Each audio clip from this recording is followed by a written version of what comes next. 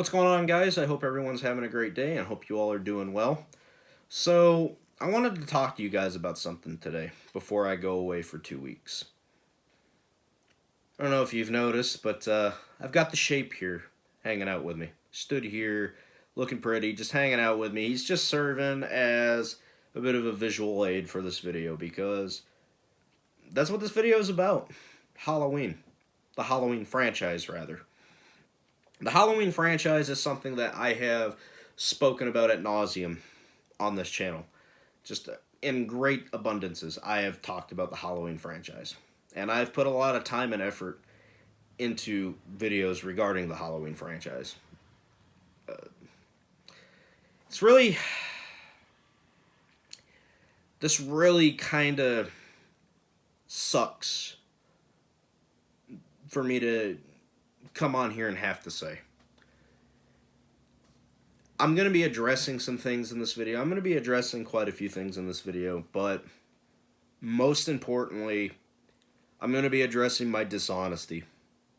I've lied to myself, and I have lied to you guys about the Halloween franchise. I have lied to myself and lied to you guys for one purpose, and that was to keep these cultists, these Myers cultists, that keep them off my back. They love, whether it be social media or here on YouTube, they love to create a controlling environment for people like me, and people like anybody else that has half a brain in their head.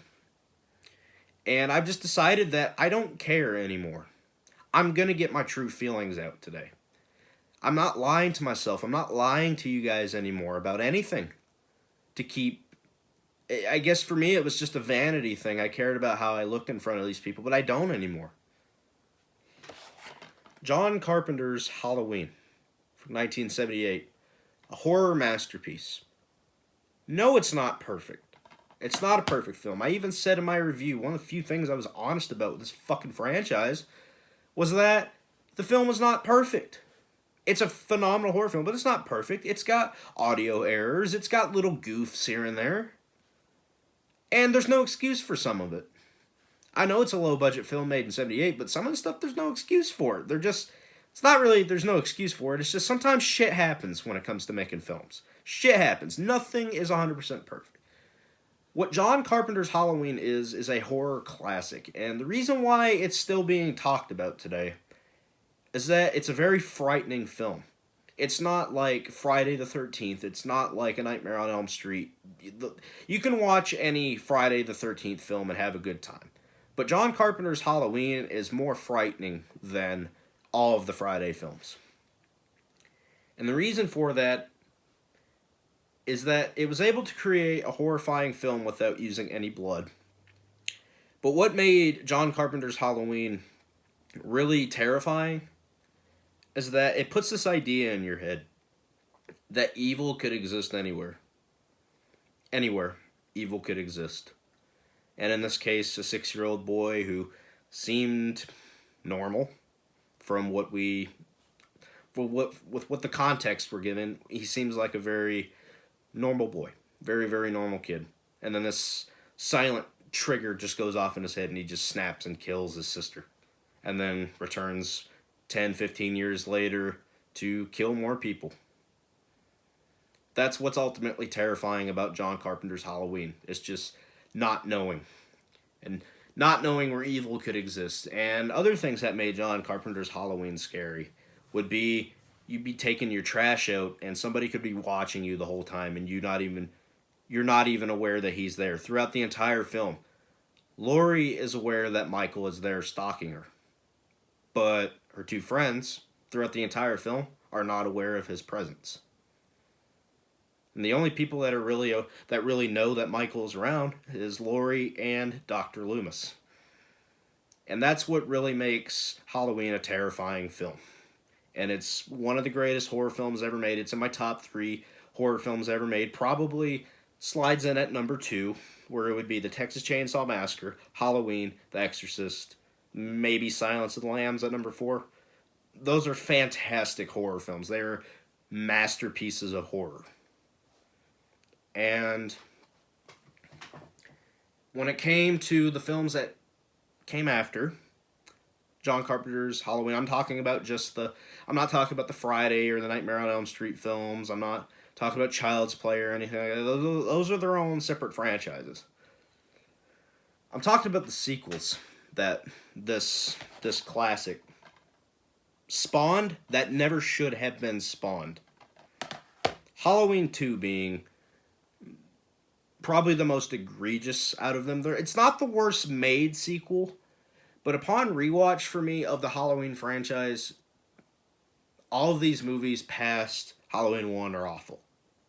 Halloween 2 is awful. I rewatch it. I always felt like I had to like Halloween 2 because it took place right after Halloween 1. But last time I rewatched it, it was pretty egregious. It was awful. Halloween 3, I'm not including Halloween 3. Halloween 3 is excellent. It's a fantastic film. It really respects what John Carpenter wanted for the Halloween franchise, whereas he even said Halloween 2 is a horrible movie and it's an abomination. And like I said, Halloween 2 is not the worst movie I've ever seen, but it really undoes the beauty of the classic. So do all of these films. Halloween 4, I've rewatched the Halloween franchise a few times now. Halloween 4, Halloween 5, Halloween 6, pretty awful. There's parts of Halloween 4 that I think are good, but what is that mask? What the fuck is that mask?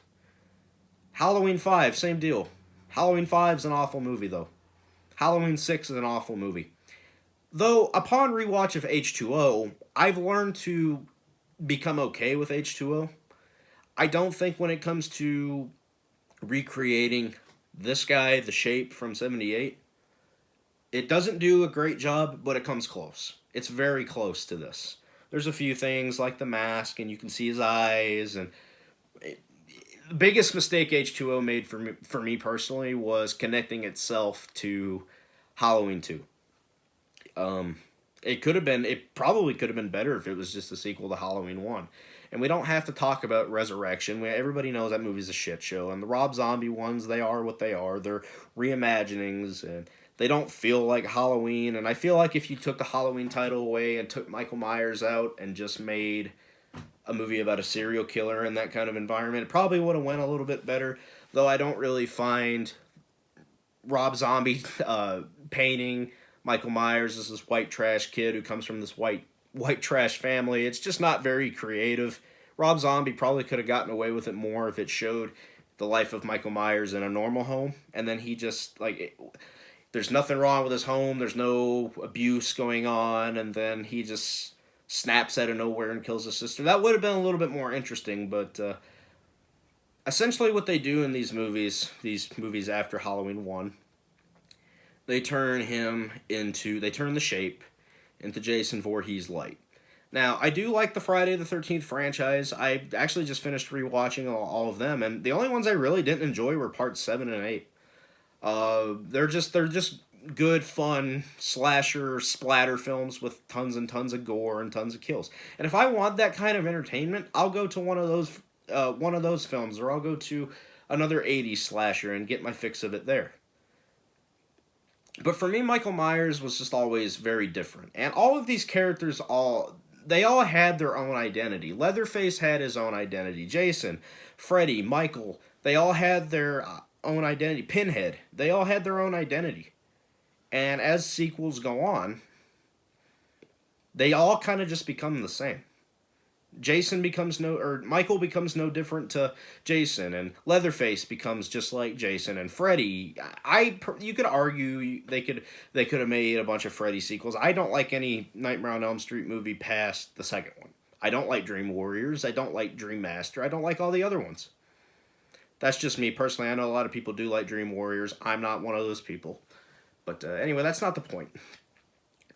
So, in 2016, 2017, it was announced that they were going to be making a direct sequel to John Carpenter's Halloween, that being Halloween 2018.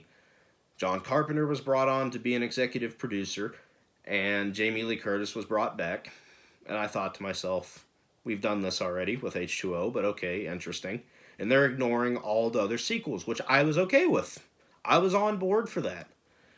And, well, it was going to be directed by David Gordon Green, and it was going to be written by Danny McBride, which was very bizarre to have Danny McBride write a Halloween film. Just very, very, very bizarre. But I watched this film's production like a hawk, because I was pretty intrigued with them ignoring Halloween 2 all the way to Rob Zombie's Halloween 2. Very intrigued by that. And what really intrigued me the most was that they said that it was going to be a direct sequel to the original film, and it was going to be in the vein, in the spirit of John Carpenter's Halloween. And when that first trailer dropped, I did my reaction here on YouTube, and I was blown away by what I saw. I really thought that, even though I always felt that Halloween never really needed a sequel, the original, because the way the film ends, the way Halloween 1978 ends, it ends on a cliffhanger, but it doesn't end on a cliffhanger to set up a sequel. It ends on a cliffhanger to bring the message of the story home, bring home the moral of the story. Michael gets shot off the balcony, Jamie Lee, it was the boogeyman, and then Donald Pleasance, as a matter of fact, it was, goes, looks over the rail, Michael Myers is gone. It was the boogeyman. He could have been, and then the ending, it shows you all the places that the film took place, the houses, the bedrooms at the end of the Myers house. That just drove home the message that it was the boogeyman and evil could exist anywhere. Michael could have just been waiting by the front door, waiting for them to come out of the house to kill them. That could have been it. But it was left to our imagination. And that's what I was really inclined to believe that Halloween 2018 was going to be. So, October 19th drops of 2018. I go into the theater, buy my tickets, I leave. I bought tickets for a later show. I hung out for the day, was just chomping at the bit to see it.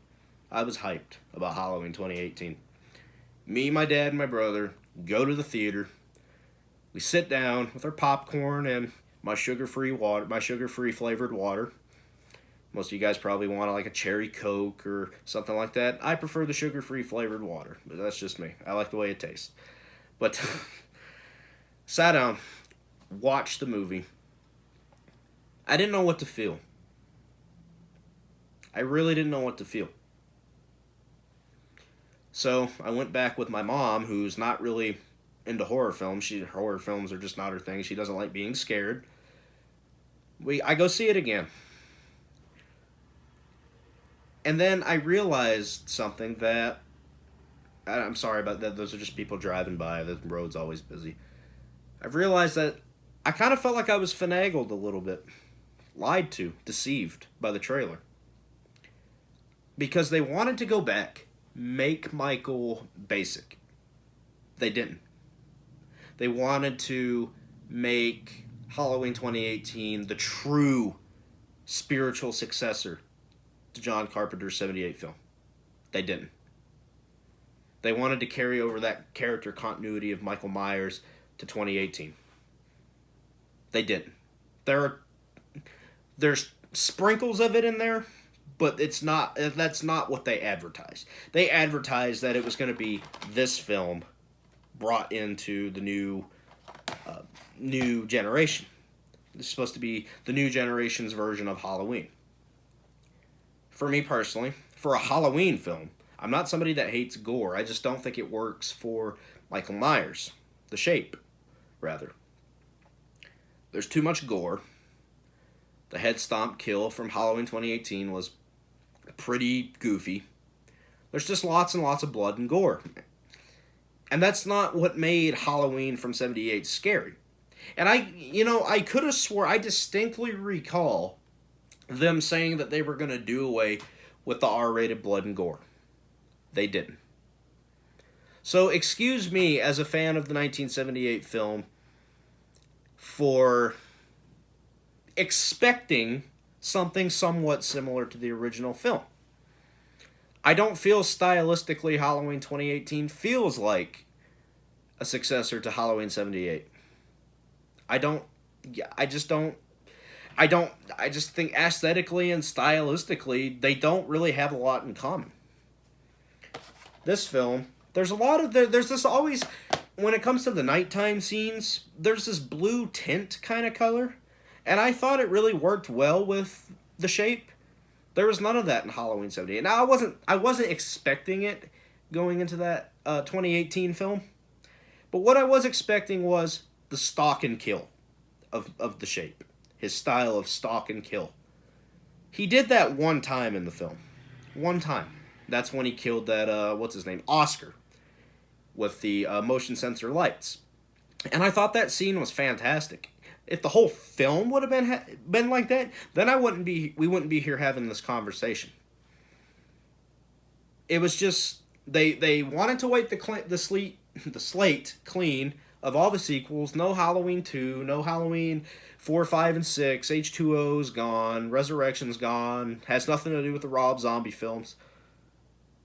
And they wanted to take Michael back to basics, and they made him exactly the way he was in the sequels.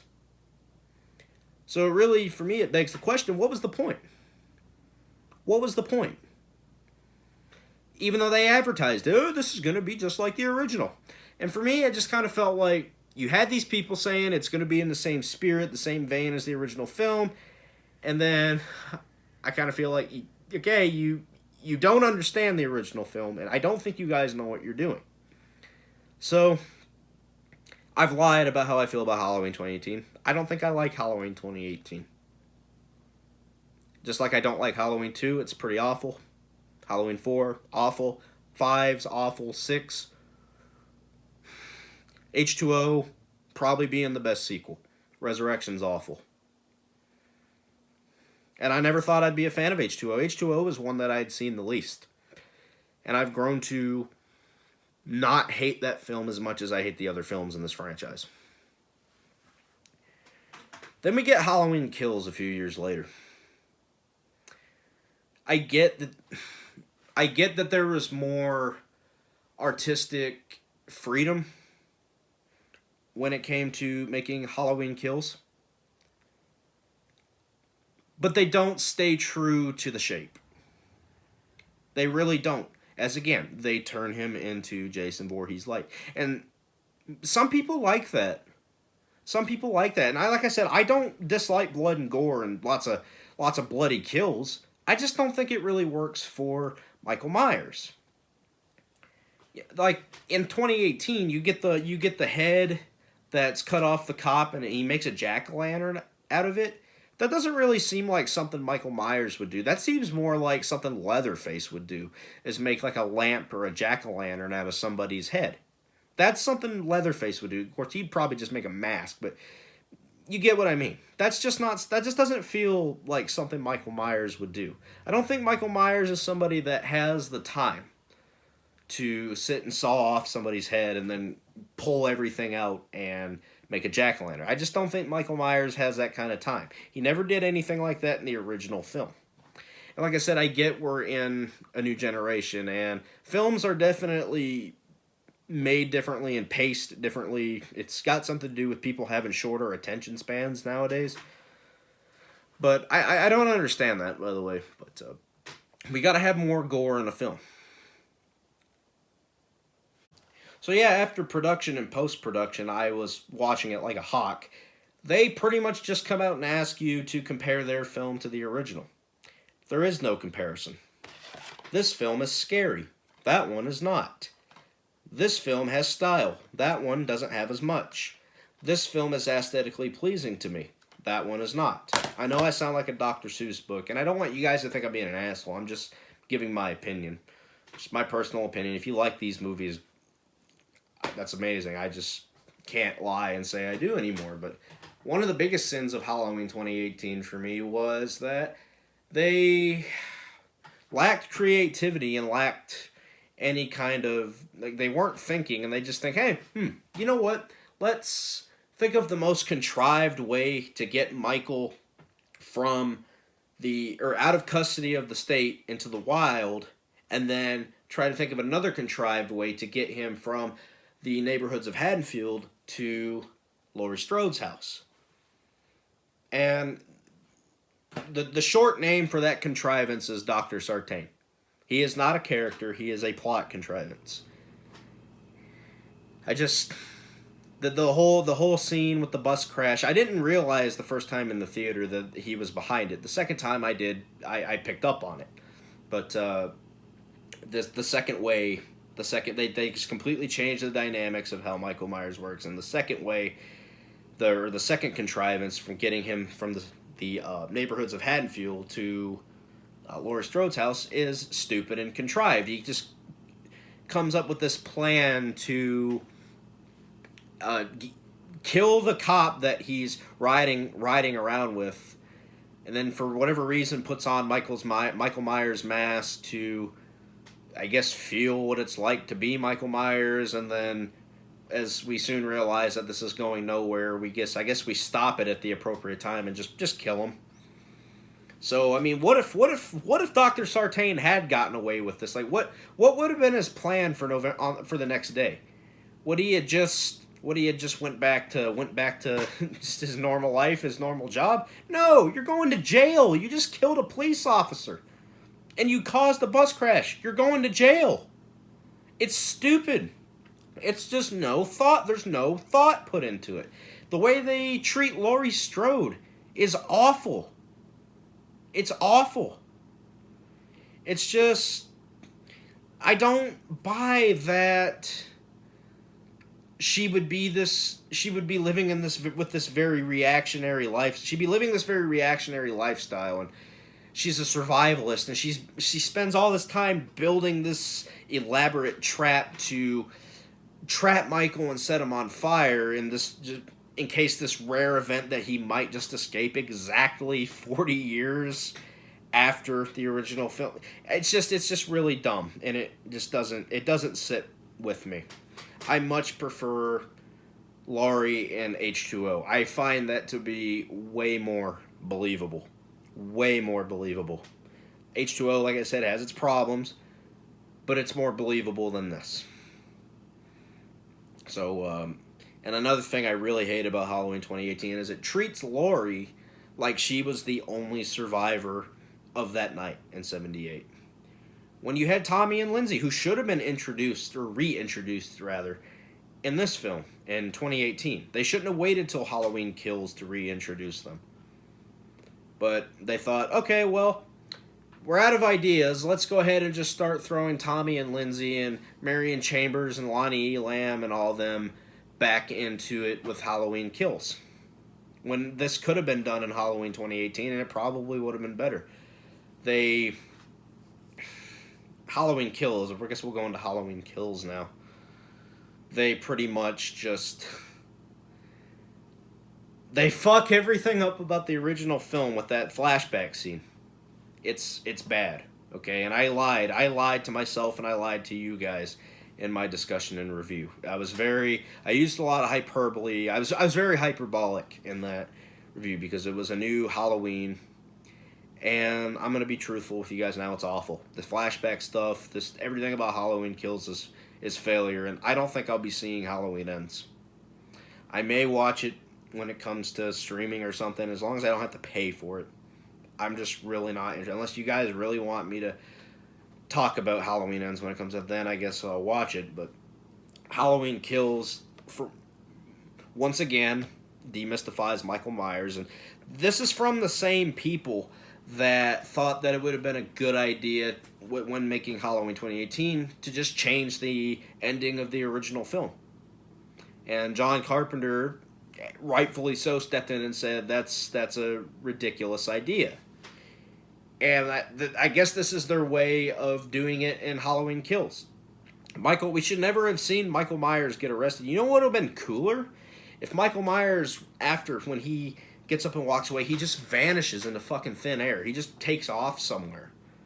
And then that would have made Laurie's survivalist doomsday prepper lifestyle make more sense, because he's still out there. Michael is still out there if this were to happen. Then I would have been able to buy that. But because he's locked up and thrown in this institution, Laurie has no reason whatsoever to build an entire house that's a trap. There's no reason for it. It's pointless, but whatever. So Halloween Kills is just more of the same bullshit from the other sequels. The blood, the guts, the carnage. Doesn't feel anything like The Shape. It feels more like Jason Voorhees light. And I don't even really think I understand what the story is in Halloween Kills. I do know that it's a series of stupid people doing very, very stupid things. And about 80% of those characters were pretty much asking to die. And I get that Halloween Kills there was more artistic freedom there because it's a sequel to 2018 and not a direct sequel to 78. I get that there's more artistic freedom there. I get that. But if 2018 would have been more like the 78 film, then I wouldn't have had as much of a problem. Even though I still wouldn't have liked the fact that Michael is Jason Voorhees light, which is a huge problem. Because Michael is not Jason Voorhees. Michael is The Shape. So, like, well, I mean, what would have happened?